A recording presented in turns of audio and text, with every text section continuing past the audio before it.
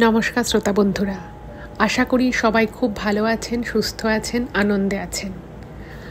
আজ আমাদের এই ভূত ভগবান চ্যানেলে আসছেন আপনাদের সকলের প্রিয় প্রফেসর রয়। আর প্রফেসর রয়ের ঘটনা বলতে আসা মানে তো জানেনই, হাড় হিম করা সব ঘটনা। আবার অনেক দিন পরে আমরা ওনাকে পেয়েছি। উনি ওনার ব্যস্ত সময়ের মধ্য থেকে কিছুটা সময় বার করে আমাদের এই চ্যানেল ভূত ভগবানে ঘটনা শোনাতে আসছেন। তো আপনারা ওনার মুখ থেকে আজ একটা নয় কিন্তু দুটো ঘটনা শুনবেন, এবং দুটো ঘটনাই প্রচণ্ড ভয়ের। তো সেই ঘটনায় যাওয়ার আগে আমি আপনাদের সাথে একটা ছোট্ট ঘটনা শেয়ার করব। তো আমি সকলকে রিকোয়েস্ট করছি, আজকের এই এপিসোডটা দারুণ হতে চলেছে। কেউ কোথাও যাবেন না, প্রত্যেকে আপনারা আমাদের চ্যানেলের সাথে থাকুন এবং পাশে থাকুন, আর পুরো ঘটনাটা প্রথম থেকে শেষ পর্যন্ত শুনুন।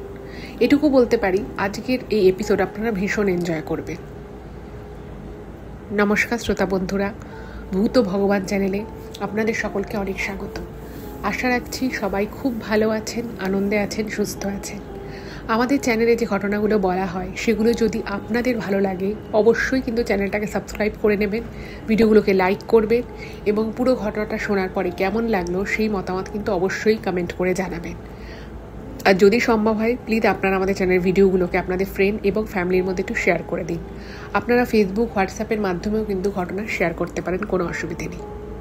আর অনেকে অনেক ধরনের ঘটনা পাঠাচ্ছেন, তার জন্য আমি সকলের কাছেই কৃতজ্ঞ। কিন্তু ঘটনা পাঠানোর আগে কয়েকটা বিষয় একটু খেয়াল রাখবেন, সেই ঘটনা যেন এর আগে কোথাও প্রচার না হয়ে থাকে।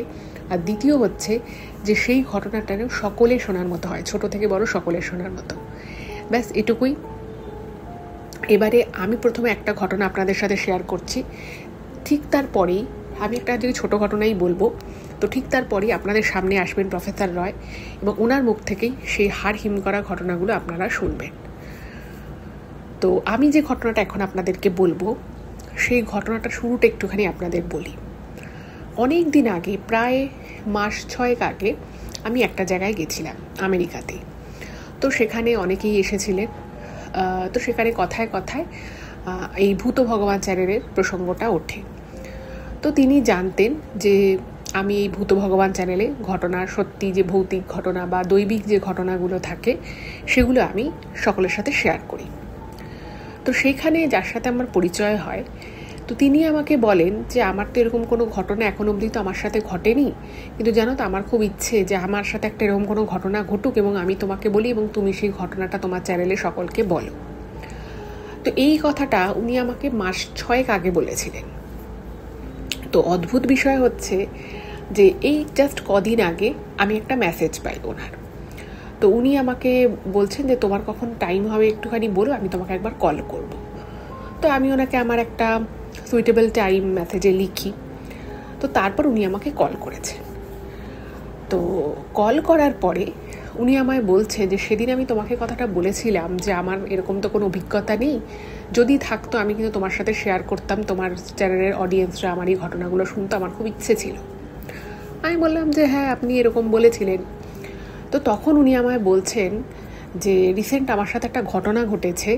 আমার যখনই ঘটনাটা ঘটে আমি তো তখন একটু অপ্রস্তুত হয়ে যাই, একটু ঘাবড়ে যাই। তো তারপরে আমার কিন্তু তোমার চ্যানেলের কথা মনে পড়ে, কারণ আমি তোমার চ্যানেলের ঘটনা শুনি। তো আমার মনে হলো যে আমি তোমাকে সেদিন বলেছিলাম আর আমার সাথে আজকে একটা এরকম ঘটনা ঘটে গেল।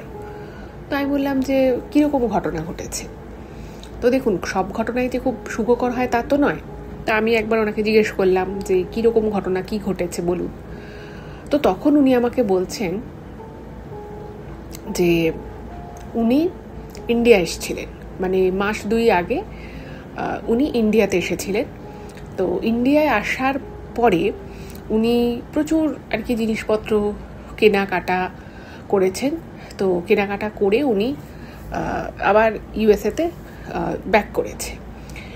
এবার যা হয় আর কি, আমেরিকা থেকে কেউ যখন ইন্ডিয়া আসে, নিজের জায়গায় আসে, তার অনেক কিছু দেখে কিনতে ইচ্ছে, কারণ সব কিছু তার ওখানে পাওয়া যায় না। এখন তাও অনেক কিছু পাওয়া যায়, আগে তো এত কিছু পাওয়া যেত না। তো তাও উনি ভালো ভালো কিছু শাড়ি নিয়েছে, কিছু মশলাপাতি, এগুলো আর কি যথারীতি নিয়েছে। তো তার সাথে সাথে উনি একটা সোনার আর কি পাত দেওয়া একটা রূপোর আর কি বেসটা, কিন্তু সোনার একটা লক্ষ্মী ঠাকুর আর গণেশ ঠাকুরের যে ওই ছোট ফ্রেমগুলো হয় না, সেরকম একটা সোনার ওরকম ফ্রেম উনি নিয়েছেন, উনি আমেরিকায় নিজের ঘরে রাখবেন বলে। ভালো কথা, উনি নিয়েছেন। এবার প্রচুর জিনিস উনি ইন্ডিয়া থেকে নিয়ে এসেছে।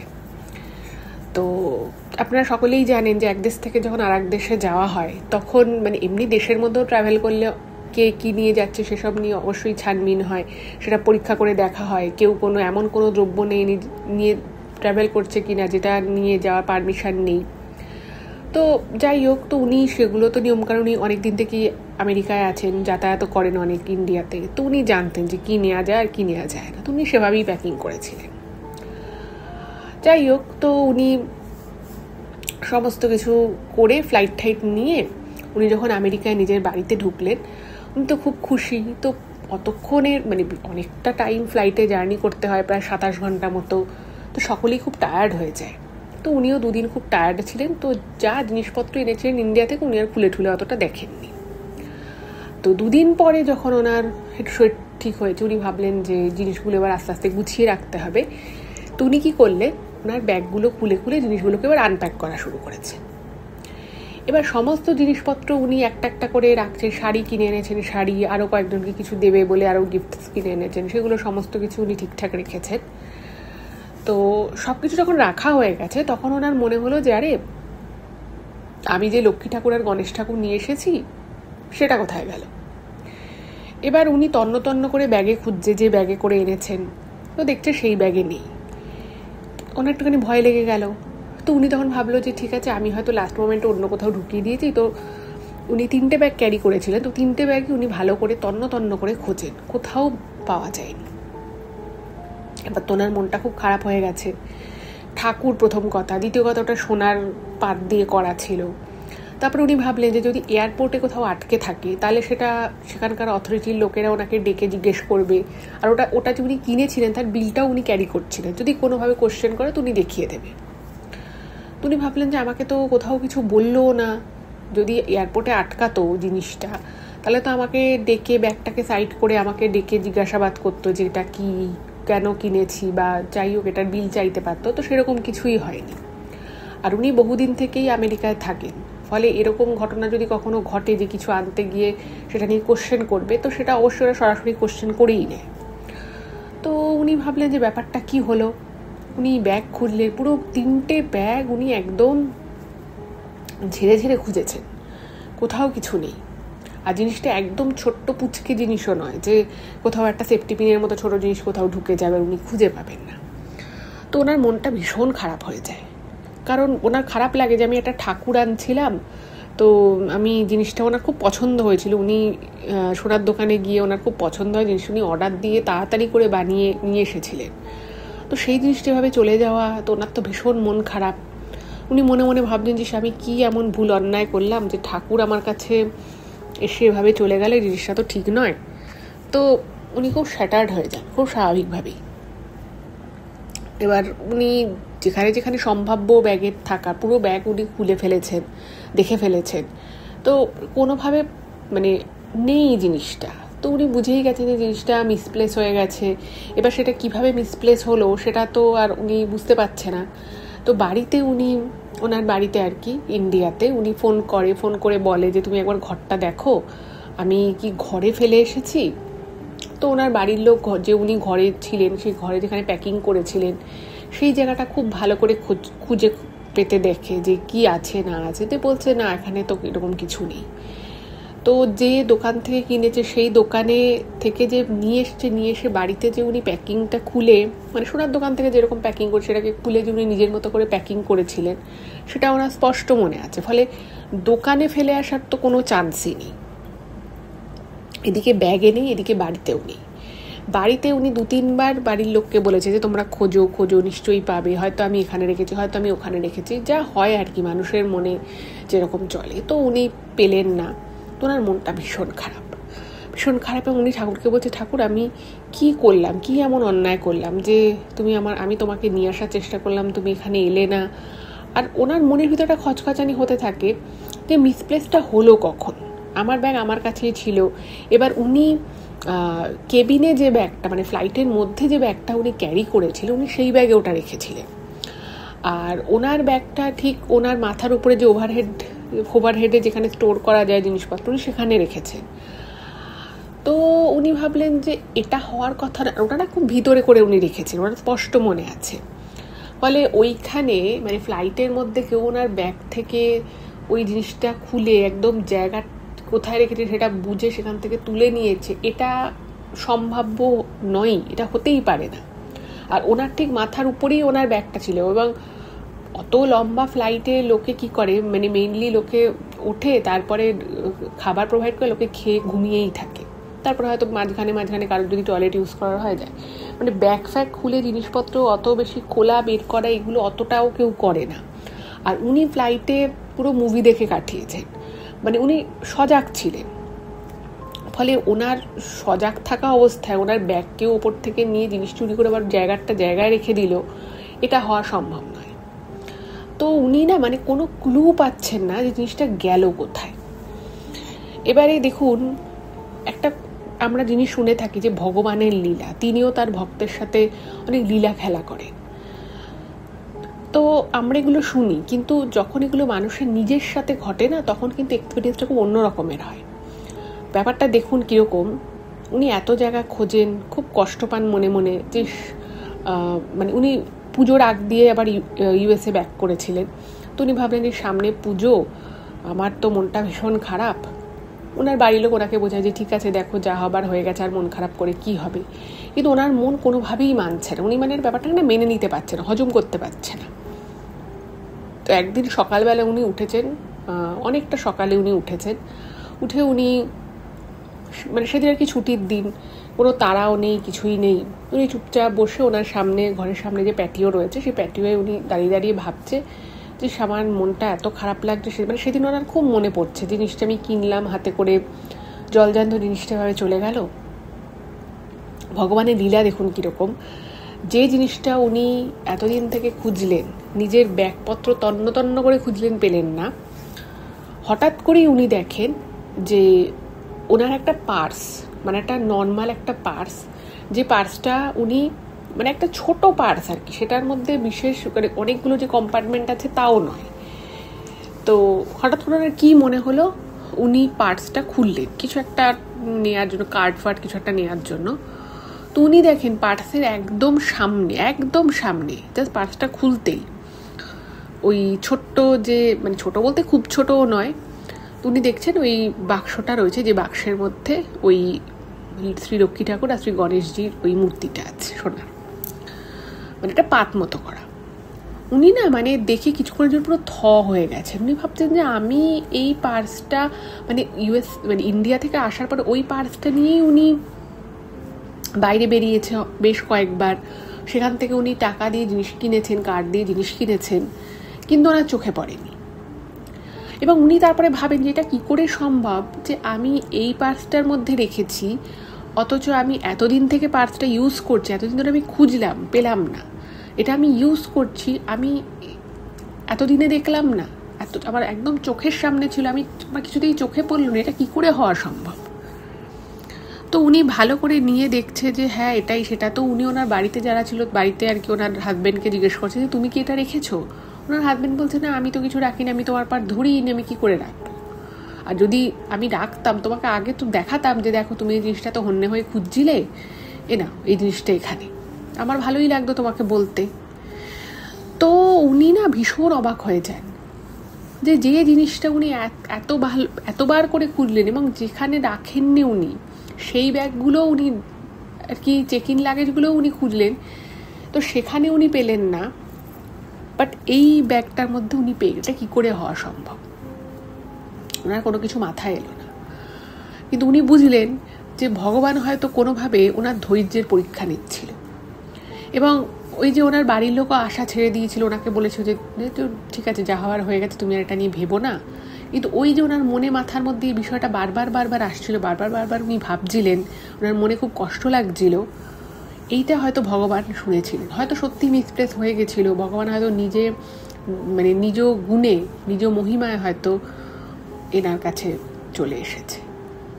তো খুব অদ্ভুত কিছু ঘটনা মানুষের জীবনে ঘটে, যেগুলোকে সত্যি কিন্তু ব্যাখ্যা করা যায় না। আর উনি আমাকে বারবার বলছিলেন ফোনে যে বিশ্বাস করো, আমি ওই পার্সটা আমার খুব একটা মোটা পার্সও নয়, মানে ওখানে যদি একটা কিছু থাকে খুব সহজেই চোখে পড়ে, যেমনভাবে আমার এখন চোখে পড়লো। তো উনি নিশ্চিত যে ওই পার্সে ছিল না, কিন্তু কী করে যে ওই পার্সে চলে এলো সেটা উনি নিজেই জানেন না। খুব অদ্ভুত লাগলো এবং খুব ভালো লাগলো ঘটনাটা শুনে। এবারে আপনারা প্রফেসর রয়ের কাছ থেকে দুটো ভয়ঙ্কর এক্সপিরিয়েন্স শুনুন। মানে আমি যখন শুনেছি না, আমার নিজের রীতিমতো গায়ে কাটা দিচ্ছিল। চলুন শুনে আসি, আর অবশ্যই কিন্তু কমেন্ট করে জানাবেন যে কেমন লাগলো এই ঘটনাটা এবং প্রফেসর রয়ের ঘটনাটা। চলুন প্রফেসর রয়ের মুখ থেকে শোনা যাক আজকের ঘটনা।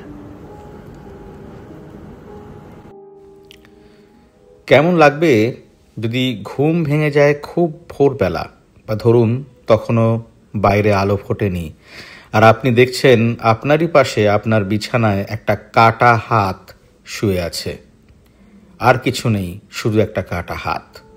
কতটা ভয় করবে আপনার? আজকের ঘটনাটা এতটাই অদ্ভুত যে পুরোটা না শুনলে আপনারা ভাবতেও পারবেন না যে ঘটনাটা ঘটছে কোথায়। আর ঘটনা ঘটছে কিন্তু আপনাদের একদমই চারপাশে।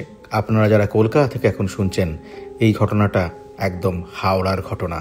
আরও স্পেসিফিক্যালি বলতে গেলে এটা হাওড়া স্টেশনের ঘটনা। Welcome to professor Roy podcasts. কেমন আছেন আপনারা সবাই? আমি অনেক দিন পর এলাম। ভৌত ভগবান টিম কাছ থেকে আমি জানতে পারলাম আপনারা আমার আগের ঘটনাগুলি খুবই পছন্দ করেছেন, তাই আপনারা অনেকেই চেয়েছেন যে আমি কিছু ঘটনা আপনাদেরকে শোনাই। তাই আজকে বহুদিন পর চলে এলাম, কারণ আপনারা অনেকেই জানেন যে খুব ভালো ঘটনা যদি না পাই বা সংগ্রহ করতে না পারি, বা এমন কোনো ঘটনা যেটা আমার নিজের শুনে ভয় করেছে বা আমি আশ্চর্য হয়েছি বা আমি কোনো কারণ খুঁজে পাইনি, তাহলেই সেই ঘটনাটা আপনাদের কাছে নিয়ে আসি। আজকের ঘটনাটা একদমই সেই রকম। তাই আশা করব আপনারা পুরোটা শুনবেন এবং আমাকে জানাবেন, মানে ভূত ভগবানে ওখানে কমেন্ট করে জানাবেন যে আপনাদের কেমন লাগলো। আর দেরি না করে এখনই কিন্তু ভিডিওটা লাইক করে দিন, কেননা এই লাইকস বা কমেন্টস এগুলো ভূত ভগবানকে হেল্প করবে অনেক গ্রো করতে এবং আরও মানুষের কাছে পৌঁছতে।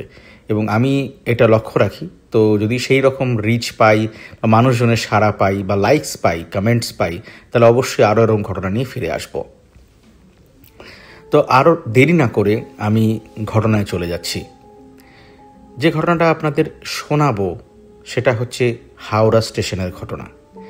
একটু ব্যাক স্টোরি বলে রাখি, ঘটনাটা আমি কোত্থেকে পারলাম, মানে কোত্থেকে পেয়েছি ঘটনাটা আমি পেয়েছি হচ্ছে আমাদের এক চেনাশোনা ব্যক্তি এবং তার পরিচিত একজনের কাছ থেকে। এই ঘটনাটি একটু সংবেদনশীল বা একটু টাচি, তার জন্য আমি ভদ্রলোকের আসল নাম প্রকাশ করতে উনি বারণ করেছেন, তাই ওনাকে আমি সৌমেন বলে এই ঘটনায় ডেসক্রাইব করব বা ডাকব। তো সৌমেনবাবুর ঘটনাটি 100% জেনুইন। আমি যখন আমার রিলেটিভের কাছ থেকে ঘটনাটা শুনি, উনি আমাকে ফোন করে জানান, তারপরে আমি কিন্তু সৌমেনবাবুর ফোন নাম্বার কালেক্ট করে তার সঙ্গে কথা বলে ঘটনাটার সত্যতা জানতে পেরেছি এবং ঘটনাটি কিন্তু আমি ফার্স্ট হ্যান্ড স্টোরি তার মুখ থেকেই শুনেছি। আমি যে সমস্ত ঘটনা আপনাদের কাছে নিয়ে আসি, প্রতিটি ঘটনাই কিন্তু আমি ফার্স্ট হ্যান্ড শোনার চেষ্টা করি, যাতে ঘটনার জেনুইননেসটা নষ্ট না হয়ে যায়। তো সৌমেনবাবু বলছেন যে সৌমেনবাবু থাকেন হচ্ছে পাঁশকুড়ায়।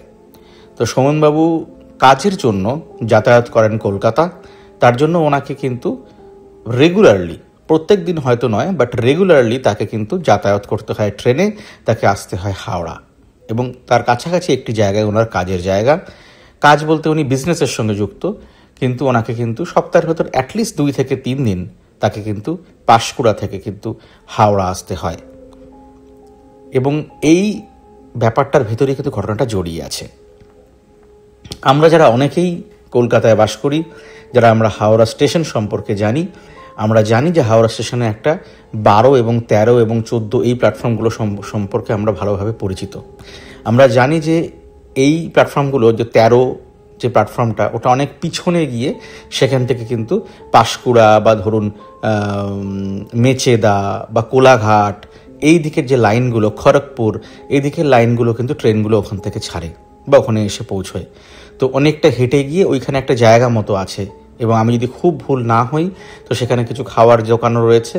তো ওই যে জায়গাটা, ওই জায়গাটা একটা বেঞ্চও রয়েছে, তো সেই জায়গাটা সম্পর্কে আমরা মোটামুটি জানি। তো ঘটনাস্থল কিন্তু এইখানে। উনি যখন মানে সৌমেনবাবু যখন আমাকে বলছেন ঘটনাটা, উনি আমাকে বলছেন যে আপনি কি জানেন, মানে আমাকে উনি জিজ্ঞেস করছেন যে আপনি কি জানেন যে এই খোদ হাওড়া স্টেশনের 12, 13, 14 এই প্ল্যাটফর্ম এরিয়াতে আমি এক অদ্ভুত জাদু বুড়ির খোঁজ পেয়েছিলাম। আমি বললাম জাদু বুড়ি ব্যাপারটা কি, মানে এটা কি কোনো মানে উইচ টাইপের কিছু বা কিছু অদ্ভুত কিছু? তখন উনি বলেন যে উইচ বলতে পারবো না, কোনো অদ্ভুত শক্তি সম্পন্না একজন বয়স্কা ভদ্রমহিলা, এবং তাকে বুড়ি বলতে পারি কারণ তার বয়স অনেকটাই বেশি। তো সে অদ্ভুত ক্ষমতা সম্পন্ন একটা আশ্চর্য বুড়ির বা জাদু বুড়ির ঘটনা আমাকে সৌমেনবাবু শোনান। তো সেই ঘটনাটা এতটাই আশ্চর্য যে আপনাদের কাছে আমি শোনাতে চাইছি। তো স্কিপ না করে আপনারা ঘটনাটা কিন্তু পুরোটা শুনবেন। তো উনি যেভাবে বলছেন যে উনি যখন প্রায়ই এই পাঁশকুড়া লোকাল, মেনলি উনি পাঁশকুড়া লোকালই ধরতেন, উনি যখন যাতায়াত করতেন, তো একদিন উনি ট্রেন ধরার জন্য হাওড়া স্টেশনে আসেন, উনি বাড়ি ফেরার জন্য। তখন অনেকটাই বিকেল হয়ে এসছে এবং ওই দিকটাতে তিনি ওইখানে দাঁড়িয়ে আছেন, মানে ওই যেখান থেকে ট্রেনটা উনি ওঠেন, রেগুলারলি ওঠেন, সেই দিকে তিনি দাঁড়িয়ে আছেন এবং অনেকটা ওয়েট করতে হবে বলে ওখানে একটা বেঞ্চ মতো আছে, সেখানে তিনি তিনি ওখানে বসে ট্রেনের জন্য অপেক্ষা করতে থাকেন এবং তিনি কিছু টিফিন এনেছিলেন, এটা খুব উল্লেখযোগ্য বিষয়। এবং সেই টিফিনটা উনি যেহেতু বিকেল হয়ে গিয়েছিল, তো টিফিনটা উনি খাচ্ছিলেন বসে ওখানে চুপচাপ। এমন সময় ওনার নাকে আসে একটা প্রচণ্ড দুর্গন্ধ, একটা অদ্ভুত বাজে টাইপের দুর্গন্ধ। আপনারা জানবেন যে আমরা কিন্তু অনেক দুর্গন্ধকে ডেসক্রাইব করতে পারি না, কারণ সেটা এতটাই মানুষের মাথার ভেতরে একটা বিক্রিয়া ঘটায় যে ওটা এতটাই খারাপ লাগা একটা ঘটায় যেটাকে কিন্তু আমরা ডেসক্রাইব করতে পারি না। তো সৌমেনবাবু বলছেন যে উনি আশেপাশে তাকান এবং তাকিয়ে দেখার চেষ্টা করেন যে এরকম কোনো অদ্ভুত গন্ধ কোত্থেকে আসছে, এরকম বাজে টাইপের একটা স্মেল কোত্থেকে আসছে। তো উনি দেখে মাথাটা ঘোরা থেকে একটু চমকে যান। উনি দেখতে পান যে ওনার ঠিক পিছন দিকে একটা শীর্ণকায় একজন বুড়ি ঠাকুমা গোছের, উনি প্রথমে ভিখিরি ভেবেছিলেন, দাঁড়িয়ে আছেন।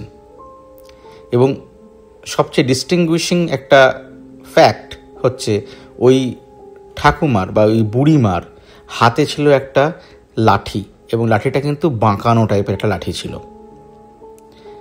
আমরা অনেকেই এই ধরনের লাঠির সঙ্গে পরিচিত, অনেকে এটাকে উইথ স্টিকও বলে, কিন্তু উনি কিন্তু আমাকে এটা বললেন যে এরকম সত্যি কিন্তু উনি দেখেছিলেন। তো ওই ঠাকুমা মানে ওই বুড়ি কিন্তু একটা আঙুল দিয়ে সৌমেনবাবুর কাঁধ স্পর্শ করে রেখেছিলেন। তো এটাতে উনি একটু চমকে যান। উনি ওখান থেকে সিট থেকে দাঁড়িয়ে, মানে যে চেয়ারে উনি বসেছিলেন সেখান থেকে উনি উঠে দাঁড়ান এবং তাতে ওই বুড়ির কিন্তু কোনো রকম ভ্রুক্ষেপ হয় না। উনি সৌমেনবাবুর দিকে, মানে ওই বুড়ি সৌমেনবাবুর দিকে এক দৃষ্টে তাকিয়ে থাকেন। সৌমেনবাবুর জিনিসটা খুবই অদ্ভুত লাগে এবং একটু ভয়ও লাগে। উনি আশপাশ থেকে তাকান এবং ওনার মনে হয় যে ওই মুহূর্তে আশেপাশে তো প্রচুর লোক রয়েছে, বেশ কিছু লোকই ওখানে আছে, কারণ সবারই ট্রেন ধরতে হবে, ট্রেন থেকে লোক নামছে, আশেপাশে আরও বেশ কিছু প্ল্যাটফর্মস, ওখানে যেহেতু 12, 13, 14 দে আর অল কানেক্টেড, ওখানে প্রচুর লোকজন রয়েছে। তারা কিন্তু মনে হচ্ছে তারা কেউই কিন্তু মানে এই ব্যাপারটা লক্ষ্য করছে না যে একজন ভিখিরি মতো প্রচণ্ড দুর্গন্ধ, সারা গায়ে মানে একটা পুরনো কাপড়, মাথায় জটা, সে এসে ওরকম একটা ক্রুকেড টাইপের একটা লাঠি হাতে নিয়ে এই সৌমেনবাবুরকে ছুঁচ্ছে বা আঙুল দিয়ে স্পর্শ করছে, এটা কিন্তু কারোর কিন্তু অতটা চোখে পড়ছে না। এটা একটা অদ্ভুত বিষয়। তো কিন্তু সৌমেনবাবু জিজ্ঞেস করছেন যে, যেরকম হয় মানুষ জিজ্ঞেস করেন যে কী ব্যাপার বা কিছু কী চাই। তো ওই ঠাকুমা মানে ওই যে বৃদ্ধা ব্যক্তি, ওই যে বুড়ি, উনি তখন সৌমেনবাবুকে খুবই হিস টোনে, মানে একটা খুব অস্পষ্ট এবং ভাঙা গলায় টোনে বলে যে তোর তো পেটে ব্যথা। এটা একটা অদ্ভুত বিষয়। সৌমেনবাবু বলেন যে বহুদিন ধরেই কিন্তু ওনার একটা পেটে একটা অদ্ভুত ব্যথা হয় এবং সেই ব্যথাটা তিনি অনেক ডাক্তার দেখিয়েছেন এবং বুঝতে পেরেছেন যে ওনার একটা আলসার গোত্রীয় প্রবলেম রয়েছে, এবং কাজের জন্য যেহেতু ওনার খাওয়াটা খুবই অনিয়মিত ছিল অনেক বছর, সেটাই হয়তো মূলত কারণ। তো এই ব্যাপারটা এই বুড়ির পক্ষে জানা সম্ভব নয়, তো তিনি একটু প্রথমে চমকেই যান। তো ওই বুড়ির তখন মুখটা দেখেন হাঁ হয়ে গেছে, এবং বুড়ির মুখের ভেতর কিন্তু কোনো দাঁত বা কিছু নেই, পুরো ভেতরটাই কালো। ওনার প্রচণ্ড ভয় লাগে, এই যে কী করে একটা বুড়ি ওনার পেটে ব্যথা সম্পর্কে জানতে পারে এবং মুখ হাঁ করে ওনার দিকে তাকিয়ে আছে। এবং তারপর বুড়ি ধীরে ধীরে বলে, কাছে আয়। তো সোমবাবু একদম ওইখানে দাঁড়িয়ে থেকে আরও দুপা পিছিয়ে যায়। এরপরে যেটা হয় সেটা সোমবাবু এক্সপেক্ট করেননি। বুড়িটি যেন মুহূর্তের ভেতরেই ওনার প্রচণ্ড কাছাকাছি চলে আসে, যেন দৌড়ে আসার মতো, এসে কোনোভাবে ওনার দুটি ঘাড় হাত দিয়ে ওনার যে ওই ক্রুকেট যে স্টিকটা মানে লাঠিটা, ওটা দিয়ে সোমনবাবুর পেটকে স্পর্শ করে এবং সোমনবাবু চিৎকার করে ওঠে, এবং এই ঘটনার আকস্মিকতায় উনি চিৎকার করে ওঠেন, বিহল হয়ে ওঠেন এবং চিৎকার করে ওঠেন।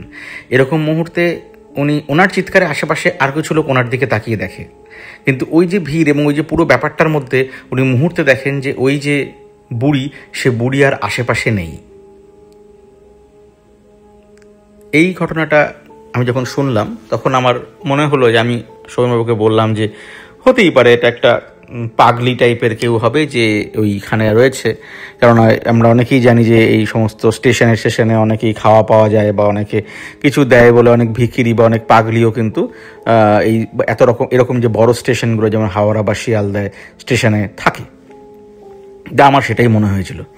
তো সৌম্যবাবু যেটা আমাকে তারপরে বললেন, যেটাতে আমি সবচেয়ে বেশি আশ্চর্য হলাম, যে উনি বললেন যে আপনি বিশ্বাস করবেন না রয়, যে এই ঘটনা ঘটার ঠিক 3-4 দিন পর উনি বুঝতে পারেন, মানে উনি নোটিস করেন যে ওনার যে পেটের যে একটা পেন, যেটা ওনাকে একটা ইররেগুলার ওয়েতে ওনাকে মানে জ্বালাচ্ছিল, যেটা যদি পুরোপুরি সারছিল না, 4-5 দিন পর উনি নোটিস করেন যে সত্যি তো 4-5 দিনে ওনার একটুও ব্যথা বা কোনো রকম প্রবলেম হয়নি। এবং 10-15 দিন বা 2-3 সপ্তাহ পর উনি বুঝতে পারলেন যে ওনার পেটের কিন্তু আর কোনো প্রবলেম নেই, এবং এটা কনফার্ম করার জন্য উনি কিন্তু ডাক্তার দেখালেন, এবং একই রকমভাবে সব স্ক্যান হলো, ইউএসজি হলো, সব কিছু হওয়ার পর বোঝা গেল যে ওনার পেটে যে একটা আলসার হয়েছিল, যে প্রবলেমটা হয়েছিল, সে আলসারটা এমনভাবে ঠিক হয়ে গিয়েছে যে মনেই হচ্ছে না যে ওনার কোনো রকম প্রবলেম ওখানে ছিল। এই পর থেকে সৌমেনবাবু ওই বুড়িকে জাদু বুড়ি বলে ঘোষণা করেন, এবং তিনি কিন্তু অনেককেই ঘটনাটা বলেছেন, ওনার আশেপাশে ওনার কলিগ অনেককে ঘটনাটা বলেছেন, এবং অনেকেই কিন্তু তার পরবর্তীতে ওই স্টেশনে যারা যাতায়াত করেন অনেকে কিন্তু জাদুবুড়ির খোঁজার চেষ্টা করেছেন, কিন্তু কেউই কিন্তু জাদুবুড়ির দেখা পাননি। আপনারা হয়তো এইখানে এসে ভাবছেন যে ঘটনাটা এখানে শেষ এবং আর কেউ খোঁজ পাননি, উনিও আর খোঁজ পাননি, কিন্তু ঘটনাটা এখানে শেষ নয়। এর প্রায় 3 মাস কেটে গেছে, ওনার পেটের আর কোনো সমস্যা নেই, উনি নিয়মিত যাতায়াত করছেন, এবং এই 3 মাসের মধ্যে একটা দুর্ঘটনা ওনার বাড়িতে ঘটে। সেটা হচ্ছে ওনার ছেলে, যার বয়স মাত্র 8 বা 9 এরকম বয়স হবে, খেলতে গিয়ে একটা উপরের জায়গা থেকে পড়ে গিয়ে বাচ্চা ছেলেটির হাত ভেঙে যায়, এবং ওনারা একটু দূরেই থাকেন, এবং তার জন্য অনেক সময় আমরা জানি যে অনেক ঘটনা শুনি ডাক্তারদের অবহেলা বা অনেক কিছু। ওনার সঙ্গেও মনে হয় আমার এরকমই কিছু একটা ঘটেছিল, যে ওনার যে ছেলের যে হাত যে জোড়া লাগানো হয়, হাতটা কিন্তু ঠিকভাবে জোড়া লাগেনি, এবং হাতটা ঠিকভাবে জোড়া না লাগার জন্য যখন বেশ কিছু দিন পর যখন প্লাস্টার সারানো হয়, তারপরে যখন নর্মাল ফিজিওথেরাপি চলে, তারপরেও কিন্তু বোঝা যায় যে হাতটা সম্পূর্ণ ঠিকভাবে আগের মতন করে জোড়া লাগেনি এবং হাতটা একটু বেঁকে গেছে। আমরা এটা জানি, অনেক আগেকার দিনে অনেকেরই এরকম হতো, এখন অতটা হয় না, বাট অনেকেরই কিন্তু হাত জোড়ার পরে হাত কিন্তু একটু বেঁকে থাকে। তো ওনার ছেলের এবং ওনাদের খুব এটা খারাপ লাগছিল যে হাতটা এরকমভাবে বেঁকে আছে কেন। তো এরকম এই ঘটনা ঘটে যাওয়া পরিবারে ঘটে গেছে, ওনারা চেষ্টা করছেন, অমুক করছেন তমুক করছেন, এইভাবে মাস 2 কেটে যায়।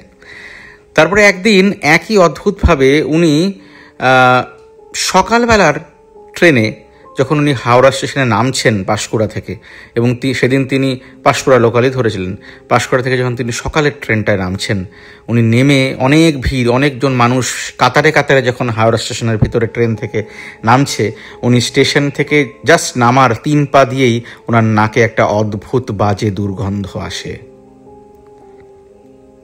এবং উনি মুহূর্তের ভেতর ওনার সারা শরীরে কাঁটা দিয়ে যায়। উনি বুঝতে পারেন যে কোনো একটা চেনা গন্ধ, এই সেই বাজে গন্ধ, দুর্গন্ধ, যেখানে উনি জাদুবুড়ির খোঁজ পেয়েছিলেন। উনি আশপাশে তাকান, ভিড়ের মানুষজন যারা হাওড়া স্টেশনে নেমেছিলেন তারা কিন্তু আস্তে আস্তে নিজের গন্তব্যের দিকে বেরিয়ে যায়। ওনার স্টেশন সেই জায়গায় ভিড়টা অনেকটা কমে আসে, এবং উনি আশপাশে তাকিয়ে দেখেন, শোভনবাবু আশপাশে তাকিয়ে দেখেন যে ওখানে জাদুবুড়ির দেখা পাওয়া যাচ্ছে কিনা।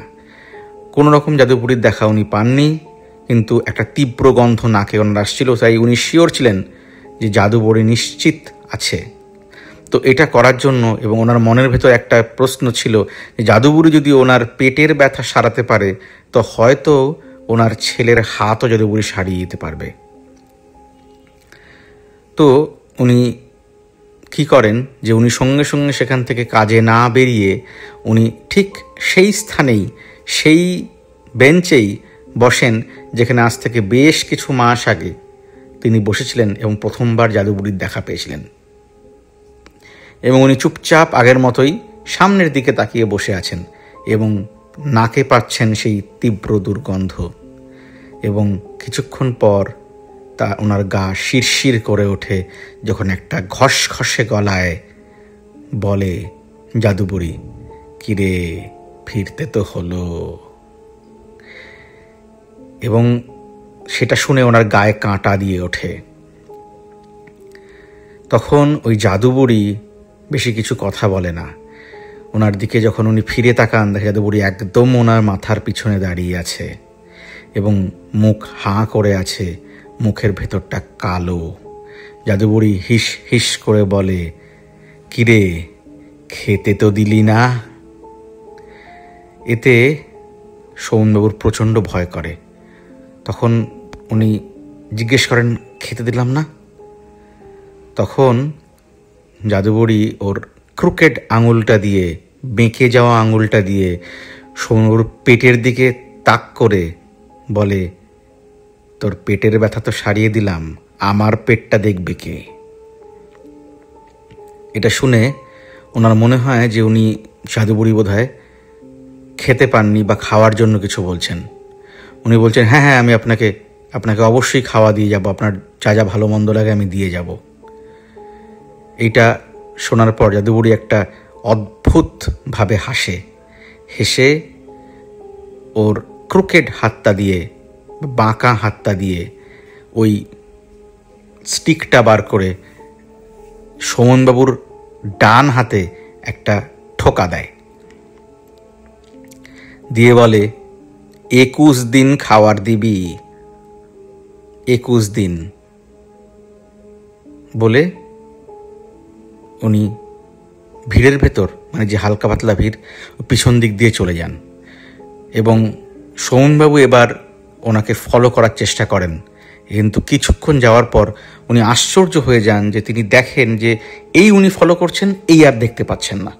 এটা কিন্তু হালকা করে মিলিয়ে যাওয়া নয়, যেন something vanishing in the thin air, এভাবেই কিন্তু শোভনবাবু কথাটা বলছেন যে জাদুবুড়ি হাওয়ায় মিলিয়ে গেল। আমি এই কথাটা একটুও বিশ্বাস করতাম না, যদি না 15-20 দিন পর আশ্চর্যভাবে শোভনবাবু দেখতে পান যে ওনার ছেলের ডান হাতে, এবং যেখানে ও স্টিক দিয়ে মেরেছিলেন ঠিক সেইখানেই কিন্তু হাতটা ভাঙা ছিল ছেলেটার, এবং হাতটা কোনো ওষুধ কিচ্ছু যেটা কাজ করছিল না বা কোনো রকম উপশম হচ্ছিল না, সেই ছেলেটির হাতটি কিন্তু সোজা হয়ে যায় একদিন ভোরবেলা। এটা অদ্ভুত বিষয়, কোনো রকম বাঁকা নেই, মনে হচ্ছে এই ছেলের এই হাতে কোনোদিন কোনো রকম ভাঙেনি বা কিছু হয়ও নি। ডাক্তারকে ওনারা দেখান, ডাক্তার বলে একদম সম্পূর্ণ কিওর হয়ে গিয়েছে, কোনো একটা কারণে হয়তো হচ্ছিল না, কিন্তু ডাক্তার তো এই ব্যাপারটা জানেন না। এই ঘটনার পরে সৌমেনবাবুর বিজনেস সংক্রান্ত বেশ কিছু কাজে উনি ব্যস্ত হয়ে পড়েন। ওনার মাথা থেকে সম্পূর্ণ বেরিয়ে যায় ওই 21 দিনের ঘটনাটা, এবং একটা কাজ করার জন্য ওনাকে যেতে হয় বোলপুর শান্তিনিকেতন, এবং সেই বোলপুর শান্তিনিকেতনে একটা কাজ ওনাদের ছিল, কন্ট্রাক্ট ওয়ার্ক। উনি যেটা বললেন যে ওইখানে যাওয়ার পর উনি হোটেলেই ছিলেন এবং তিনি একা ছিলেন। এভাবে কিন্তু এই ঘটনাটা কবে যাওয়ার কথা বলছি, এই শেষবার জাদুবুড়ির সঙ্গে দেখা হওয়ার প্রায় 15-20 দিন পরের ঘটনা বলছি। এবং ওনার মাথা থেকে কিন্তু সম্পূর্ণ বেরিয়ে যায়, এবং এর মধ্যে ওনাকে বেশ কিছু ছোটাছুটি করতে হয়েছিল, এবং কলকাতায় ওনাকে আসতে হয়েছিল না বলে উনি কিন্তু হাওড়া স্টেশনে আর আসেন উনি। তো উনি তার ওই সব কাজের মধ্যেই তিনি যখন বেশ কিছু জায়গায় যেতে ওনাকে হয়েছিল সৌমেনবাবুকে, তিনি যখন এই বোলপুরে গেছেন একটা কাজের জন্য, সেইখানে উনি রাত্রিবেলা শুয়ে আছেন ওনার বিছানায়। আপনারা কেউ বললে বিশ্বাস করবেন, আপনার গায়ে কাঁটা দিয়ে উঠতে পারে আপনাদের সবার, যে রাত 3টে তখন ওনার ঘুম ভেঙে যায়, এবং কোনো কারণে ঘুম ভেঙে যায়, কী কারণ উনি জানেন না। তখনও ভোরের আলো ফোটেনি, এবং তিনি শুয়ে শুয়ে ওনার দমটা বন্ধ হয়ে ওঠে, এবং তিনি বুঝতে পারেন যে ঘরের ভেতর একটা তীব্র দুর্গন্ধে ঘরটা ভরে গেছে। এই গন্ধ উনি চেনেন, এই গন্ধ জাদুবুড়ির গন্ধ, এবং তিনি ধরভরিয়ে উঠতে যান। উঠে বুঝতে পারেন যে লাইটটা জ্বালাবেন পাশের বেড সুইচ অন করে কিন্তু আলো জ্বলে না। বুঝতে পারেন কারেন্ট চলে গেছে, তার জন্য পাওয়ার আসছে না, পাওয়ার ফেলিয়ার। উনি বাইরের যে অ্যাম্বিয়েন্ট লাইট, বাইরের যে নর্মাল আলো জানলা দিয়ে ঢুকছে, সেই আলোতে উনি দেখতে পান যে ওনার বিছানায় ওনার পাশে একটা কাটা হাত ওনার বিছানায় শুয়ে আছে। এটা দেখে ওনার প্রায় অজ্ঞান হওয়ার মতো অবস্থা হয়। উনি হাত দিয়ে কাটা হাতটাকে সরিয়ে দেওয়ার চেষ্টা করেন, কিন্তু তিনি বুঝতেও পারেন না তিনি কি করছেন, এবং তিনি অজ্ঞান হয়ে যান। অজ্ঞান হওয়ার আগের মুহূর্তে উনি শুধু একটা কথা শুনতে পারেন, যেটা মনে হয় ওনার কানের কাছে কেউ মুখ লাগিয়ে ফিস করে এবং হিস করে বলল, তুই খেতে তো দিলি না। আমি এটুকু শোনার পর খুব চমকে যাই, এবং আমি সৌমেনবাবুকে বলি যে মানে এটা আপনি স্পষ্ট শুনেছিলেন যে আপনার খেতে তো দিলি না শব্দটা, বা আপনার মাথায় কি কোনো রকম ভয় কাজ করছিল যে আপনাকে বলা সত্ত্বেও, আপনার মনে হওয়া সত্ত্বেও আপনি যাননি জাদুবুড়িকে খেতে দিতে? 21 দিনের খাওয়ার কথা আপনার সঙ্গে হয়েছিল, আপনার ছেলের কাজ হয়ে যাওয়ার পরেও আপনি কিন্তু খেতে দিতে চাননি। এটা কোনো গিল্ট ফিলিং কি আপনার মনে ছিল? উনি বললেন যে দেখুন, আমি কিন্তু সম্পূর্ণ ব্যাপারটা আমার মাথা থেকে কীভাবে বেরিয়ে যায় আমি জানি না, কিন্তু আমার মাথা থেকে কিন্তু বেরিয়ে যায়। এবং উনি একবার হয়েছিলেন ঠিক আছে আমি কাজকর্ম সেরে আমি ওখানে গিয়ে ওনাকে 21 দিন খাবার দিয়ে আসব, কিন্তু ওনার মাথা থেকে কী করে যেন বেরিয়ে যায়। এবং সবচেয়ে অদ্ভুত বিষয়, উনি 3 দিন ওইখানে কাজের জন্য গেছিলেন, 3 দিনের জন্য গেছিলেন, এবং 3 দিনে ওনার অবস্থা পাগল অবস্থা। এবং তিনি বাড়িতে খোঁজ নিয়ে জানতে পারেন যে ওনার ছেলের ডান হাতে প্রচণ্ড ব্যথা শুরু হয়েছে। কোনো কারণ নেই, কিচ্ছু নেই, ভাঙেনি, কিচ্ছু নেই, কিন্তু ডান হাতে প্রচণ্ড ব্যথা। ডাক্তার দেখানো হয়েছে, ডাক্তার স্ক্যান করেও বা এক্সরে করেও কিছু দেখতে পাচ্ছে না। এবং তিনি কিন্তু প্রত্যেক দিন রাত্রিবেলা ওই একই এক্সপিরিয়েন্স করছেন, এবং ওনার কিন্তু ভয় লাগা শুরু হয়। তো 3 দিন থাকার ওনার কথা ছিল, আরও 4-5 দিন থাকার কথা ছিল, কিন্তু 3 দিন পরেই উনি ডিসিশন নেন যে এইভাবে থাকা ওনার পক্ষে সম্ভব নয়। উনি সোজাসুজি বাড়ি আসেন, বাড়ি এসে ওনার খাওয়ার ব্যবস্থা করেন, একটা সুন্দর আহার, একটা লাঞ্চের পুরো কিছু প্যাক করে নিয়ে উনি চলে যান। উনি চলে গিয়ে উনি ওখানে যখন নামেন, সবচেয়ে অদ্ভুত বিষয়, যখন তিনি হাওড়ায় নামেন কোনো রকম দুর্গন্ধ উনি পাননি, বা সেদিন কিন্তু জাদুবুড়ি আসেনি। তারপরে উনি বাড়ি ফিরে আসেন, এবং সেই দিন রাত্রিবেলাতেও সেম জিনিস। ওনার ওয়াইফ বলছে যে মনে হলো যে তোমার মুখ হাঁ হয়ে গেল, চোখ পুরো সাদা হয়ে গেল, ফ্যাকাশে হয়ে গেল, আর তুমি ছটপট করছো, তারপর বডিটা পুরো স্টিফ হয়ে গেল বেডের ভেতর। মানে এত ভয় পেয়ে গেছিলেন ওনার ওয়াইফ, মানে সৌমেনবাবুর ওয়াইফ, যে বলার নয় ব্যাপারটা। এবং তারপরে কি হয় যে উনি হাল ছাড়েন না, পরের দিনও আবার নতুন করে সব কিছু খাবার বানিয়ে উনি ওইখানে এসে পৌঁছন এবং তিনি এবার আর কোনো রকম চান্স নেননি, কিন্তু তিনি এবারও কোনো রকম দুর্গন্ধ পাননি বা জাদুগুড়ির দেখা পাননি। উনি যেইখানে বসতেন ঠিক সেইখানে ওই খাবারটা দিয়ে চলে আসেন, দিয়ে বাড়িতে চলে আসেন। এবং অদ্ভুত বিষয়ে উনি সৌনবাবু আমাকে বলছেন যে সেই দিন রাতে কিন্তু ওনার কোনো রকম শারীরিক অবস্থার ইস্যুও হয়নি, কোনো রকম এরকম প্রবলেমও হয়নি, বা রাত্রিবেলায় কিন্তু ওনার এই অ্যাট্যাকটাও কিন্তু হয়নি। উনি বুঝতে পারেন যেটা কাজ হচ্ছে। উনি তার পরের দিন আবার এই একই খাবার গিয়ে আবার ওইখানে রেখে আসেন এবং বাড়ি ফিরে আসেন। এইভাবে ওনার যখন প্রায় 10 দিন 15 দিন যখন উনি করে ফেলেছেন, ওনার মাথা ছিল ওনাকে টানা 21 দিন করতে হবে। 15 দিনের মাথায় ওনার মধ্যে একটা কিউরিওসিটি আসে যে উনি প্রত্যেক দিন খাওয়াটা ওখানে রেখে আসছেন, খাওয়াটা কি কেউ খাচ্ছে। তিনি এটা দেখার জন্য খাওয়াটা দিয়ে স্টেশনে আবার ব্যাক না করে, যেহেতু ওনার ওখানে কাজ ছিল না কোনো, উনি ট্রেনে ব্যাক না করে উনি দূর থেকে ওটার দিকে লক্ষ্য রাখতে শুরু করেন যে ওনার যে উনি খাওয়ার জিনিসপত্রগুলি রেখে এসেছেন সেটার কি হয়। এবং আপনারা বললে কেউ বিশ্বাস করবেন না, হাওড়া স্টেশনে আমরা অনেক কিছু দেখেছি, কিন্তু প্ল্যাটফর্মের ভেতর আমি জানি না, আমার যেটুকু এক্সপিরিয়েন্স, প্ল্যাটফর্মের ভেতর আপনি কখনো বেড়ালকে দেখেছেন? কুকুর আমি কিন্তু 1-2টো দেখেছি, আমি বেড়াল কিন্তু দেখিনি। একটা কালো কুচকুচে বেড়াল উনি দেখতে পান এবং দেখেন যে বেড়ালটা এসে সেই খাওয়ার, যেহেতু ঢাকনা প্লাস্টিকের কন্টেনারে উনি দিয়ে যেতেন, বলাটা এখানে প্রয়োজনীয়, ওটা হ্যাচর পাচর করে এই বেড়ালটা।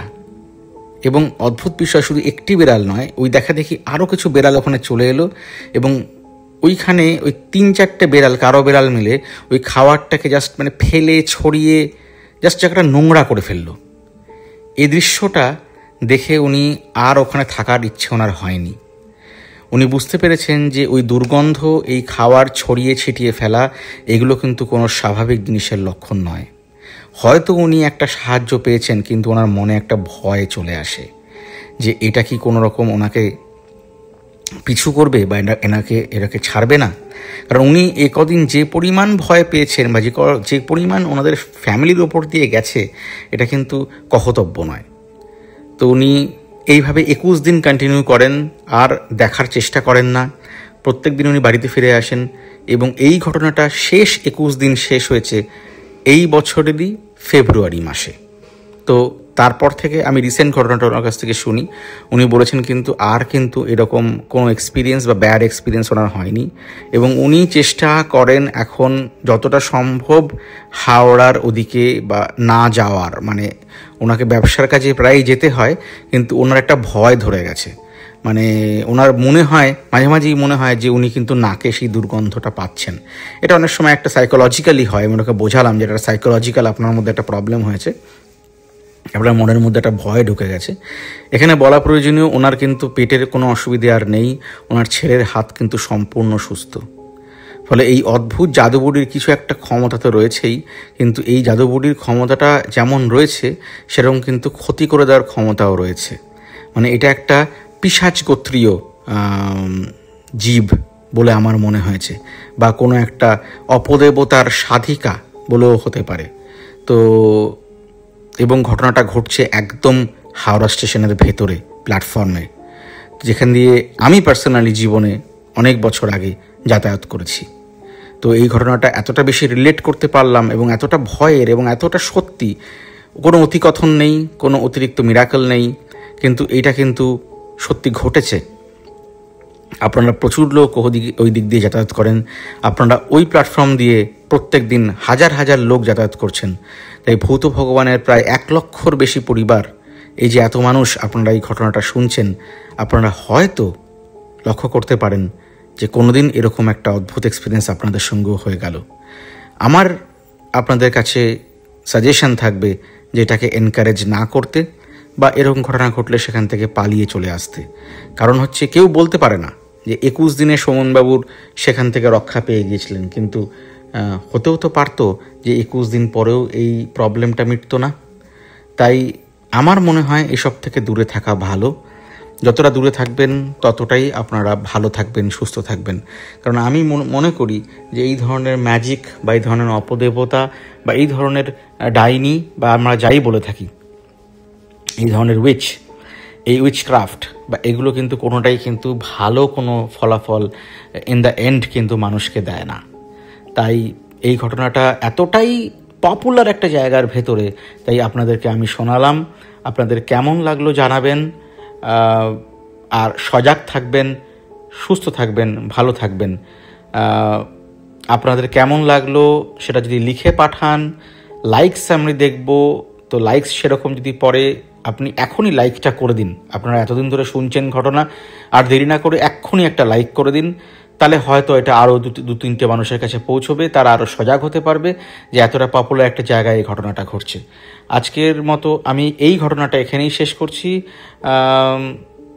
আবার অন্য একটা কোনো ঘটনায় হয়তো আবার ফিরে আসব, বেসড অন দ্য রেসপন্স। কেমন লাগলো অবশ্যই জানাবেন। হ্যালো সবাইকে, welcome to professor Roy podcasts. আজ আরেকটা ঘটনা নিয়ে আপনাদের কাছে চলে এলাম। মনে হলো যে এই ঘটনাটিও আপনাদেরকে শোনাই। এই ঘটনাটি খোদ কলকাতায় ঘটা এবং সল্ট লেকের ঘটনা, এবং এই ঘটনাটি আমি প্রত্যক্ষভাবে ফেস করেছি। ঘটনাটি খুব বড় নয়, খুব ছোট একটি ঘটনা। তো তাই ভাবলাম যে আজকে আপনাদেরকে এই ঘটনাটিও শুনিয়ে যাই। যেভাবে প্রত্যেকবার বলি, ঘটনাটা শোনার পর কেমন লাগলো অবশ্যই জানাবেন, এবং দেরি না করে এক্ষুনি একটা লাইক করে দিন। তাতে এই ঘটনাটা রিচ পাবে, মানুষের কাছে পৌঁছবে এবং চ্যানেলের সুবিধা হবে। তো এই ঘটনাটি যেহেতু বললাম কলকাতার এবং সল্ট লেকের, এবং স্পেসিফিক্যালি বলতে গেলে সেক্টর 5-এর ঘটনা। আমি একদম বিল্ডিংটার নাম উল্লেখ করতে চাই না, কারণ সেটা উচিত হবে না। কিন্তু যেহেতু আমি রিসার্চ অ্যান্ড ডেভেলপমেন্ট R&Dর সঙ্গে যুক্ত, তো এই বিল্ডিংটিও একটি R&D কোম্পানির বিল্ডিং। এবং যে বিল্ডিংটি বলছি সেই বিল্ডিংটা কিন্তু প্রায় 8 ফ্লোর, মানে 8টা তলা এই বিল্ডিংটাতে রয়েছে। এর থেকে বেশি আমি কিছু বলতে চাই না। আমার মনে হয় অনেকেই এই বিল্ডিংটা ধরতে পারছেন কোন বিল্ডিংটার কথা আমি বলছি। এবং সেটি ওয়েবেল মোড়ের কাছাকাছি, খুব দূরে নয়। তো সেই বিল্ডিংটার একটি ঘটনা, কারণ তখন আমি যে সময়ের কথা বলছি, সময়টা হচ্ছে 2014-2015, মানে প্রায় 10 বছর আগের একটা ঘটনা বলছি। তো তখন রিসার্চ অ্যান্ড ডেভেলপমেন্ট R&Dর কাজের জন্য আমি সে অফিসে কাজ করতাম, এবং আমাদের অফিস যেটা ছিল সেটা হচ্ছে 6th ফ্লোর, মানে 6 তলায় আমার অফিস ছিল, আমাদের অফিস ছিল, যারা আমরা এই মেইনলি এই কাজগুলো ওখানে করতাম। তো আমরা অনেকেই জানি যে এই ধরনের প্যারানর্মাল যে সমস্ত ঘটনাগুলো, যেটাকে আমরা প্যারানর্মাল ইনফেস্টেশন বলি, বা এই ধরনের যে ঘটনাগুলো এক একটা বাড়ি বা এক একটা ঘর বা এক একটা বিল্ডিং এর সঙ্গে যুক্ত হয়ে যায়, সেগুলো কিন্তু আমি আমার এক্সপিরিয়েন্সে দেখেছি যে এগুলো কিন্তু সত্যিকারেরই হয়। এবং এই ধরনের ইনফেস্টেশন যেটা হয় সেটা কিন্তু অনেক দিন ধরেই হয়ে থাকে। সামহাও এগুলো কোনো ব্যক্তি বা কোনো একটা বস্তুর সঙ্গে কোনোভাবে জড়িয়ে যায়। আমার পার্সোনালি মনে হয় এই বিল্ডিংটারও কোনো রকম পুরনো ইতিহাস রয়েছে, বা এই ফ্লোরটার কোনো পুরনো ইতিহাস রয়েছে। তো আমি যখন প্রথম এই R&D ডিপার্টমেন্টটা জয়েন করি, এই বিল্ডিংয়ে আমার কাজ শুরু হয়, আমাকে অনেকেই আমি দেখতাম, যেহেতু রিসার্চের কাজ স্পেসিফিক্যালি আমি নিজেও একটু রাতের দিকে করতে ভালো লাগে, কারণ যত বেশি লোক কম, পরিবেশ যত শান্ত, তত বেশি মাথা খাটানো যায়। যেমন আমিও এখন রেকর্ড করছি, এখন কিন্তু অনেক রাত, প্রায় রাত 1টা বাজে এখন। তো বুঝতেই পারছেন যে রেকর্ড করছি আমার কাজ শেষ করার পরে। তো এরকমই আমি রাত্রিবেলা করেই জেনারেলি কাজ করতে অভ্যস্ত। কিন্তু যখন আমি এই বিল্ডিংটায় কাজ করতে আসি, এবং প্রসঙ্গত উল্লেখ করি যে আমি তখন দিল্লিতে তার আগে আমি কাজ করতাম, এবং সেখান থেকে আমি যখন কলকাতার এই অফিস R&D ডিপার্টমেন্টে আসি, তখন আমি যখন প্রথমে আসি এবং আমি আমার যে চিরাচরিত যে প্রসেস, মানে রাত্রিবেলা করে কাজ করা, সেইটাকে আমি বেছে নিই। এবং কিন্তু আমি আসার পর, মানে এই অফিস জয়েন করার পরে প্রত্যেকেই যখন দেখি যে মোটামুটি 6টা, 6:30, 7টার ভেতর সবাই বেরিয়ে যাচ্ছে, এবং সবাই যখন প্রথম দুদিন যখন আমায় লক্ষ্য করছে যে আমি অফিস থেকে বেরোচ্ছি না, এবং আমি বলছি যে না আমি একটু রাত করে ফিরবো, মানে অ্যাটলিস্ট আমি 12টা 1টা অবধি কাজটা এখানে করে তারপর ফিরবো, তো এরকম যখন বলছি, কারণ আমি দেরি করেও আসতাম, তো লোকজন কিন্তু, মানে আমার কালিগস যারা, তারা কিন্তু খুবই অবাক হয়ে ওঠে এবং তারা বলে যে আমাকে না থাকতে। তখন আমি ওদেরকে যখন জিজ্ঞেস করি যে কেন এরকম বলছো যে না থাকতে, তখন আমাকে বলছে যে আপনি যদি মানে তখন থাকেন তাহলে কিন্তু এই জায়গাটা অতটা ভালো নয়, আফটার মিডনাইট বা মিডনাইটের দিকে জায়গাটা একদম ভালো নয়, এই ফ্লোরে কেউ থাকেও না। এখন বললাম কেন এই ফ্লোরে কী অসুবিধা আছে? বলছে এই ফ্লোরে অনেক রকম ঘটনা আছে, সবাই মোটামুটি জানে। আমি বললাম এটাই গুজব নাকি সত্যিকারে আপনারা কেউ ফিল করেছেন? তখন বলছে যে এখানে যারা যারা ধরুন প্রথমে আপনার মতোই থাকার চেষ্টা করেছে, এই যে দেখুন রেকর্ড করছি, কি অদ্ভুত বিষয়, রেকর্ড করতে করতে দেখুন আমার পেনটা টেবিল থেকে অটোমেটিক্যালি নিচে পড়ে গেল। আপনারা বোধহয় এক্ষুনি আওয়াজটা পেলেন। খুবই অদ্ভুত বিষয়, পেনটা কিন্তু গড়িয়ে পড়ে যাওয়ার কথা নয়, কিন্তু সামহাও পেনটা কিন্তু গড়িয়ে পড়ে গেল। এই ধরনের ঘটনা কিন্তু যখন আমরা বলি বা এই ধরনের ঘটনা যখন আমরা শোনাই, তখন কিন্তু আমি ঠিক বলতে পারবো না, বোঝাতে পারবো না, কিন্তু এই ধরনের কিন্তু অনেক কিছুই ফেস হয়, অনেক বাধাপ্রাপ্ত হই অনেক সময় আমরা ঘটনা বলতে। যাই হোক, ঘটনায় ফিরি। তো আমাকে ওরা বলে যে এই ফ্লোরটা বা এই অফিসটা বা এই পুরো ফ্লোরটাই অ্যাকচুয়ালি একটু ইনফেস্টেড, মানে অনেক রকম এখানে ফিল করেছে, যারা যারা রাত্রিবেলা থাকার চেষ্টা করেছে তারা অদ্ভুত কিছু ফিল করেছে। তো আমি 2-3 দিন যাওয়ার পরে আমি ওদের কথা অনুযায়ী আমি কিন্তু আগেই মানে বিফোর মিডনাইট, মানে 11 PM ভেতরেই কিন্তু বেরিয়ে যাওয়ার চেষ্টা করি। আমি আমার স্কেডিউলটাকে সেভাবে চেঞ্জ করে দিই, এবং কিন্তু আমার মনে কিন্তু একটা আগ্রহ থাকে, কারণ আপনি জানেন, আপনারা সবাই জানেন যে এরকম অনেক অভিজ্ঞতা আমি করেছি জীবনে। একটা অদ্ভুত কিউরিওসিটি আমার মনে তখন কাজ করে। তখন আমি পুরো ঘটনাটা শোনার জন্য আমি ওদের সঙ্গে যোগাযোগ করি, মানে ওদের সঙ্গে জিজ্ঞেস করি যে কি ব্যাপারটা, পুরো ব্যাপারটা কি। তো এটা বোঝার জন্য আমি ওদের ক্যান্টিনে বা যে সময় আমরা অ্যাভেলেবেল দিনের বেলাতেই আমি ওদেরকে জিজ্ঞেস করি যে পুরো ব্যাপারটা আমায় খুলে বলো, যে তোমরা যে বলছো যে এখানে রাত্রিবেলা অনেক কিছু শোনা যায়, তো কি কি শোনা যায় বা কি কি হয়েছে।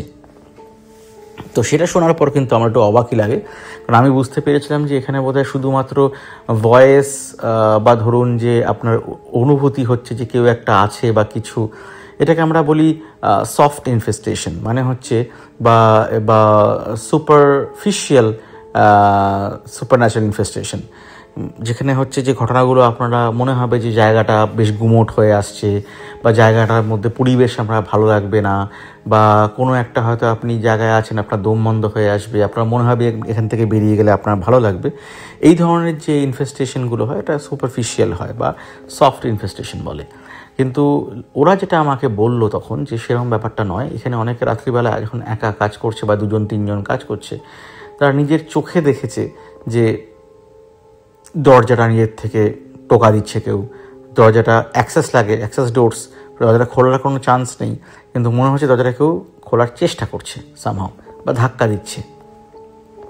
বাথরুমে গিয়ে অনেকে ফেস করেছে একটা অদ্ভুত বিষয়, এটা আমি কোনোদিন আগে শুনিনি, যে বাথরুমে গিয়ে বাথরুম ইউজ করার পরে যখন হাত ধুচ্ছে বেসিনে, তখন হঠাৎ করে দেখছে যে সামনের আয়নাতে তার নিজের কোনো প্রতিচ্ছায়া নেই, বা অনেকে দেখছে যে তার যে আয়নার ভেতর যে রিফ্লেকশন, সেই রিফ্লেকশনের পিছনে একটা অনেক উঁচু মানে ব্যক্তি, এবং সেটা একটা কালো রঙের কিছু পড়ে রয়েছে জোব্বা মতো, কিন্তু মানে আয়নাতে পুরোটা আসছেও না, মানে তার পিছনে দাঁড়িয়ে রয়েছে এবং তার মাথা থেকে ছাড়িয়ে পুরো আয়নাটা কভার করে গেছে, হয়তো তার বুক অবধি বা কাঁধ অবধি। এটা দেখে প্রচণ্ড ভয় পেয়ে কেউ নাকি ফিটও হয়ে গেছে, মানে ফিট অ্যাটাক হয়েছে আর কি। এরকমও ঘটনা কিন্তু ঘটেছে। তো এরকম অদ্ভুত জিনিস আমি শুনি, মানে তখন আমি বুঝতে পারলাম যে it's not a soft infestation, মানে এটা কোনো সাধারণ ছোটোখাটো অনুভূতি নয়, এটা কিন্তু বেশ বেশ অন্যরকম ঘটনা, যেখানে সরাসরি দেখা দিচ্ছে বা সরাসরি কোনো ফিজিক্যাল অবজেক্টকে মুভ করতে পারছে বা নড়াতে পারছে। এইটা যখনই আমরা শুনে থাকি যে ফিজিক্যাল অবজেক্ট চেঞ্জ হচ্ছে, যেমন একটু আগে আমার পেনটা পড়ে গেল, তখন কিন্তু আমাদের বুঝতে হবে যে এটা কিন্তু কোনোভাবে পাওয়ারটা কিন্তু শুধুমাত্র সফট ইনফেস্টেশনে আটকে নেই। It can control and it can change the physical properties of the place. তো আশা করি আপনাদের কারোর বুঝতে অসুবিধে হচ্ছে না। এই মানে আমি যে ঘটনাগুলো বলে থাকি একটু ম্যাচিওর কন্টেন্ট, তো তো সেটাই বলছি যে তো এইটা শোনার পর আমার একটা কিউরিওসিটি হয় যে এর আগেও আমি এরকম তার এই ঘটনা মানে এতগুলো বছর আগেও কিন্তু আমি এক দুটো জায়গায় এরকম থেকেছি। আমার মনে হয় আপনাদের আমি ঘটনাটা শুনিয়েওছি, সেই বহু বছর আগের ঘটনা, যেখানে আমি কিন্তু সত্যিকারের ঘরের ভেতর সফট এবং ডিপ ইনফেস্টেশন ফিল করতে পেরেছিলাম। যদি কেউ নতুন হন যারা এই ঘটনাটা শোনেননি, তারা আমার পুরনো এপিসোডগুলো শুনতে পারেন, যেখানে এই বীভৎস ঘটনাগুলো আমি শেয়ার করেছি। তো ঘটনায় ফিরি। তো আমার ওদের ঘটনা শোনার পরে এভাবে আমি প্রায় 15-20 দিন নর্মাল টাইমসে কাজ করি, এবং কাজ করার পর আমার মনে হয় যে ঠিক আছে, একটা কিউরিওসিটি আমার মধ্যে আসে। আমি ভাবি যে I will try at least around midnight, মানে 12 AM অবধি একবার ট্রাই করে দেখি যে সত্যিকারের কিছু হয় কি না। তো আমি প্রথম রাত আমি কাউকে বলি না যে আমি 12টা অবধি কাজ করব। সবাই বেরিয়ে যায়, সবাই জানে আমি রাত 10টা সাড়ে 10টার পরে বেরিয়ে যাই, কিন্তু সেদিন আমি ঠিক করি যে আমি 12টা অবধি থাকবো। তো আমি সেদিনের ঘটনাটা বলি, খুবই অদ্ভুত বিষয় ঘটনাটা। তো আমি প্রায় 11টা সাড়ে 11টা অবধি আছি, আমার কিন্তু কোনো রকম অসুবিধা হচ্ছে না, কোনো রকম ফিলিংস হচ্ছে না, কোনো রকম স্মেল, কোনো রকম দম বন্ধ হয়ে আসা বা কোনো রকম জায়গাটা ভারী হয়ে যাওয়া, যে নর্মাল যে ফিলিংগুলো থাকে সেগুলো কোনোটাই কিন্তু আমি ফিল করতে পারছিলাম না। প্রায় 11টা সাড়ে 11টা বাজলো, আমি ভাবছি যে আর কিছুক্ষণ পরে আমি চলে যাব। ঠিক 12টা বাজতে 5, মানে আমি ঠিক 5 মিনিট পর বেরোবো, এমন সময় যে ঘটনাটা ঘটলো সেটা আমাকে লিটারেলি চমকে দিয়েছিল। তখন আমি একটা চেয়ারে বসে কাজ করছি। আমাদের যে অফিসের যে স্ট্রাকচারটা সেটা হচ্ছে 2 জন করে করে বসে এক একটা যে কিউবিক্যাল রয়েছে। তো আমার থেকে কিছুটা দূরে যেখানে আমার কলিগ বা বসতেন, তার চেয়ারটা কিন্তু রয়েছে, তার ডেস্কটা খালি, তার চেয়ারটাও খালি। তার থেকে প্রায় 7 থেকে 8 ফিট দূরে আমি আমার চেয়ারে বসে কাজ করছি এবং শেষ মুহূর্তের ব্যাগটা গুছিয়ে নিচ্ছি বেরিয়ে যাব বলে। আমি চোখের সামনে দেখলাম যে ওই চেয়ারটা ঠিক ওই জায়গা থেকে, যেখানে চেয়ারটা ছিল সেখান থেকে হালকা করে সরে আমার চেয়ারের দিকে চলে এলো, আমার কাছে চলে এলো, এবং আমি রীতিমতো আমার চেয়ার থেকে লাফিয়ে, স্প্রিংয়ের মতো লাফিয়ে উঠে কোনায় সরে যাই। কেননা এই physical object movement of an infestation হচ্ছে সবচেয়ে হার্ড অবস্থা। যদি কোনো আত্মা বা কোনো স্পিরিট যদি ফিজিক্যাল অবজেক্ট মুভ করাতে পারে, তার মানে সে একটা অনেক পাওয়ারফুল পজিশনে বিলং করছে, অনেক পাওয়ারফুল পজিশনে সে আছে। আমি চোখের সামনে দেখলাম যে চেয়ারটা আমার দিকে এগিয়ে এলো, আমি চেয়ারটাকে ধরার সাহস দেখাইনি, এবং ঠিক সেই মুহূর্তে আমি শুনতে পেলাম যে আমাদের যে মেইন ডোর, আমাদের যে রেস্ট্রিক্টেড কিউবিক্যাল, তা সেই মেইন ডোরের দরজায় কেউ নক করছে। এবং আমি যেটা লক্ষ্য করলাম যে আমাদের বাইরের করিডোরে পুরো অন্ধকার, মানে আমি ট্রান্সপারেন্ট গ্লাসের ডোর, কিন্তু আমি বাইরেটা দেখতে পাচ্ছি না, কারণ সামহাও যেটা হওয়ার কোনো চান্সেসই নেই ওরম একটা বিল্ডিংয়ে, সেখানে আমার ঘরে আলো আছে কিন্তু করিডোরের বাইরে ঘুটঘুটে অন্ধকার। ফলে ওই কাঁচ দিয়ে আমি দেখতে পাচ্ছি না যে ওই দরজায় ওই টোকাটা বা ওই ধাক্কার আওয়াজটা কে করছে। আমার সিক্স সেন্স ওই মুহূর্তে বলল যে এরপরে একটা প্রচণ্ড বাজে ঘটনা ঘটতে চলেছে। সেটা হচ্ছে, আমার মনে হচ্ছে যে এই মুহূর্তে আমার ঘরে লাইট রয়েছে এবং আমার লাইটটা কিন্তু অফ হয়ে যেতে পারে। আমি মুহূর্তের ভেতর আমার মোবাইল, তখনকার দিনের মোবাইল, সেই মোবাইলে কিন্তু আমার একটা টর্চ, মানে সামনের দিকে যেরকম টর্চ থাকতো আগেকার দিনে, সেই টর্চ কিন্তু ছিল। তো সেই টর্চটা আমি আলো নিভে যাওয়ার আগেই জ্বালিয়ে ফেলি, এবং ইনটিউশন অনেক সময় দেখবেন যে মানুষের ইনটিউশনটা কিন্তু অনেক সময় কাজ করে। তো এরকম ইনটিউশনে কি হলো যে আমি লাইটটা জ্বালানোর ঠিক তার কতক্ষণ হবে, মিনিট 2 আমি কিন্তু পাথরের মতো ওখানে দাঁড়িয়ে আছি। আমার ব্যাগ সম্পূর্ণ গুছোনো, আমি পাথরের মতো দাঁড়িয়ে রয়েছি। আমি বসতে পারছি না। আমার মনে হচ্ছে প্রতি মুহূর্তে যে আমার আশেপাশে কেউ রয়েছে, আমার ঘাড়ের সামনে কেউ নিঃশ্বাস নিচ্ছে। অদ্ভুত বাজে টাইপের একটা ফিলিং হচ্ছে। এবং ঠিক সেই মুহূর্তের ভেতর লাইট অফ হয়ে গেল। বললাম আমি অনেক 6 তলায় কাজ করি, আশেপাশের অ্যাম্বিয়েন্ট লাইট, আশেপাশের কাঁচ দিয়ে আমি আশেপাশের বিল্ডিংয়ের আলো দেখতে পাচ্ছি, কিন্তু আমি এই মুহূর্তে রয়েছি ঘুটঘুটে অন্ধকারের ভেতর। বাইরে আলো নেই, ভেতর আলো নেই, ভেতরে শুধুমাত্র আমার মোবাইলের লাইটটা জ্বলছে। আমি সেই মুহূর্তে শুধু লক্ষ্য করলাম যে আমার হুড় হুড় করে একটা শব্দ হলো। মানে ধরুন অনেকগুলো চেয়ার বা অনেকগুলো কিছু দিয়ে একসঙ্গে নড়ে, তারা যেরকম আওয়াজ হবে সেরকম। আমি অন্ধকারের মধ্যে ওই যে আমার টর্চের যে মিনিমাম আলো, তাতে লক্ষ্য করলাম যে আমাদের ওখানে টোটাল 6 জন বসতো ওই ছোটো অফিসটার ভেতরে, ফ্লোরটাতে। তো ওই 6 জন, তার সঙ্গে কিছু ইনস্ট্রুমেন্টস, অমুক তমুক ফাইল সিস্টেম সেগুলো ছিল, সেগুলোতে অনেকটা জায়গা নিয়ে নিয়েছিল। আমি চোখের সামনে দেখলাম যে প্রত্যেকটি 2 কিউবিক্যালের সেটে, যেখানে 2টি করে চেয়ার রয়েছে, ওই চেয়ারগুলো কেমন লণ্ডভণ্ড হয়ে গেল মুহূর্তের ভেতর। মানে এর গায়ে গিয়ে ধাক্কা মারছে, সে তার গিয়ে ধাক্কা মারছে। আমি কিন্তু দাঁড়িয়ে দাঁড়িয়ে স্পষ্ট দেখছি এটা। আমি প্রচণ্ড ভয় পেয়ে যাই এবং পাগলের মতো আমার এই মোবাইলের আলো নিয়েই আমি আমার দরজার দিকে ছুটে যাই যে এই ঘরের ভেতর কিছু একটা হচ্ছে, এখান থেকে আমাকে স্ট্রেট বেরিয়ে যেতে হবে। আমি যখন বেরিয়ে গিয়ে মুহূর্তে সোয়াইপ করে যখন আমি বাইরে বেরোই, অফিসের মানে আমার কিউবিক্যালের বাইরে বেরোই, বাইরে পা দেওয়ার পর দরজাটা যখন বন্ধ হয়ে যায়, বন্ধ হয়ে যাওয়ার পরের মুহূর্তেই থ্যাঙ্কস টু গড যে আমার লাইট চলে আসে ভেতরে এবং বাইরে, এবং মনে হয় যে সব কিছু আবার শান্ত হয়ে গেল। কিন্তু বিশ্বাস করবেন না, ওইটুকু মুহূর্ত হয়তো কতক্ষণ মেরে কেটে হয়তো মিনিট 1.5 হবে, টোটাল মিনিট 1.5 বা মিনিট 2 হবে, তার বেশি হবে না, মিনিট 1.5 মতোই হবে, 1 মিনিট বা 1 মিনিটের থেকে একটু বেশি। কিন্তু ওইটুকুর মধ্যেই আমার মনে যে পরিমাণ ভয় এবং সন্ত্রাস সৃষ্টি হয়েছিল, সেটা আপনাদের আমি বলে বোঝাতে পারবো না। আমি মুহূর্তে যাই, লিফট নিই, বাইরে বেরোই, বাইরে তলায় একদম গার্ড থাকে, রাত্রিবেলাতেও গার্ড থাকে, আমি বেরিয়ে চলে যাই এবং আমি বাড়ির উদ্দেশ্যে বেরিয়ে পড়ি আমার গাড়ি নিয়ে। কিন্তু ঘটনাটা এতটাই অদ্ভুত, আমি তারপরের দিন কিন্তু কাউকে এটা বলি না, কারণ কেউ যদি শোনে যে আমি ওদের উল্লেখ না করেও আমি এসে থেকেছিলাম এবং তারপরে আমার সঙ্গে ঘটনাটা ঘটেছে, তারপরে হয়তো এইটা হয়তো আরও অনেক বড় আকার ধারণ করবে বা হয়তো আরও জানাজানি হয়ে যাবে। সেক্ষেত্রে আমি নতুন এসেছিলাম, তো অনেক কিছু হতে পারে ভেবে কিন্তু আমি কাউকে এটা বলিনি। কিন্তু এই ঘটনাটা অনেক দিন পর কিছু জনকে আমি বলেছি, আমার ফ্যামিলি, ফ্রেন্ডস, আমাদের যে আড্ডা সার্কেল, বা এই ঘটনাটা আপনাদের সামনে আমি বললাম। আমি জানি না ঘটনাটা কতটা ভয়ের লাগলো আপনাদের, কিন্তু ঘটনাটা যদি সেই মুহূর্তে আপনি আমার জায়গায় থাকতেন, একা একটা জায়গার ভেতর, সেটার ভেতর আপনার চোখের সামনে এরকম ঘটনা ঘটছে, যেটা হওয়া কোনোভাবেই সম্ভব নয়। একটা বন্ধ ঘরের ভেতর সমস্ত নিজের থেকে চেয়ারগুলো চলছে, এটা পসিবলই নয়। এবং বাইরে কেউ ধাক্কা দিচ্ছে, যেখানে কেউ নেই ফ্লোরে। ওই বিল্ডিংয়ে কখনোই লাইট অফ হয় না, সেই লাইট অফ হয়ে যাচ্ছে। সব কিছু মিলিয়ে জায়গার সময়টা এতটাই ভয়ঙ্কর হয়ে গিয়েছিল যে আজও এটা মাঝে মাঝে চিন্তা করলে খুব ভয় লাগে, হন্টিং লাগে। তো আপনাদের সঙ্গে এই ঘটনাটা শেয়ার করলাম, এটা ফার্স্ট হ্যান্ড এক্সপিরিয়েন্স। এই ঘটনাটা আগে আমি বলিনি।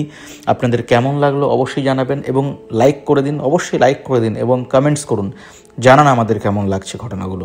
যদি আপনাদের ভালো লাগে এবং আমি সেই রকম রেসপন্স পাই, অন্যান্য প্রচুর চ্যানেল আমি দেখি যেগুলোতে কিন্তু সত্যিকারের ঘটনা শোনানো হয় না, বানিয়ে ঘটনা শোনানো হয়। কিন্তু যেখানে আপনারা এরকম একটা ভূত ভগবান চ্যানেলের মাধ্যমে এত নতুন ধরনের মানুষের নিজস্ব এক্সপিরিয়েন্স শুনতে পাচ্ছেন, কিন্তু আপনারা সেভাবে শেয়ার করছেন না ঘটনা, আপনারা সেভাবে লাইকস করছেন না, কমেন্টস করছেন না। কতক্ষণ লাগে?